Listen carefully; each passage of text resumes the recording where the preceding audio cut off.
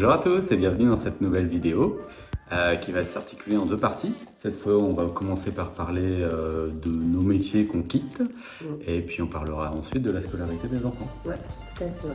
Alors, quel métier fais-tu, ma chère Gaëlle? Alors moi je suis infirmière, donc j'ai exercé en libéral pendant de nombreuses années, 10 ans à peu près. Et depuis 4 ans et demi, je suis formatrice en école d'aide-soignante. Bien, et moi j'ai été du coup, parce que moi j'ai arrêté au 31 mars, infirmier libéral aussi, à Guy Pava pendant environ une dizaine d'années. Alors, et du coup, qu'est-ce qui te plaît dans ton métier?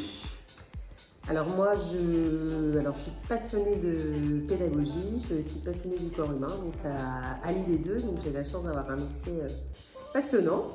Et puis j'adore la relation avec mes élèves, j'adore la relation avec mes collègues aussi. Donc c'est un métier très très prenant. On peut penser que formateur, on fait du 9-17 toute l'année, c'est pas vraiment le cas, mais voilà, en tout cas c'est quand même un métier dans lequel je m'éclate. Et toi? Et ben moi, infirmier, parce que voilà, un peu comme Gaëlle, j'aime les gens. J'avais vraiment envie d'avoir un métier qui ait du sens, où j'aide les gens, où être proche d'eux. Je pense que j'ai un contact humain qui est pas trop mal. Et puis voilà, c'est quelque chose vraiment qui me tient à cœur, qui me plaît et dans lequel je me suis éclaté en tout cas. Ouais, tout à fait. Et puis libéral, c'était le petit côté plus où tu es aussi ton propre patron, tu essayes de faire fonctionner tes propres horaires. Il y a du bon et du mauvais, forcément, parce que c'est une continuité des soins, donc c'est jamais évident. Et tes collègues, ils ont réagi comment? Alors moi j'appréhendais pas mal quand même de l'annoncer à mes collègues. On est une équipe assez soudée et voilà, je savais pas trop comment elles allaient réagir parce que je voulais pas non plus qu'elles pensent que je les abandonne parce que c'était absolument pas le cas. Et puis finalement, quand je leur ai annoncé, elles ont été hyper réceptives, elles ont été très contentes pour moi, pour notre démarche. donc voilà, finalement. Alors moi, j'appréhende un peu parce que je les quitte là dans quelques jours, la semaine prochaine. Et du coup, je me rends pas trop compte parce que c'est vrai qu'on passe énormément de temps ensemble. Mais voilà, en tout cas, plus qu'avec moi. Ouais, c'est sûr, ouais, on passe plus de temps au travail qu'à la maison. Mais voilà, en tout cas, elles sont super contentes pour moi et elles ont l'intention de suivre mon projet, donc c'est chouette. Et les tiennes, tes collègues? Eh ben mes collègues, Marie était triste. Mais bon, je pense que dans l'ensemble c'est pareil, ils étaient contents pour nous, pour notre projet, pour les enfants, tout ce qu'on va vivre, voilà. Et puis ils vont le vivre aussi un peu à travers nous aussi. Bon, dans l'ensemble c'est jamais facile, je pense, de quitter des collègues qu'on aime. Et puis, mais voilà, je pense que dans l'ensemble ils sont contents.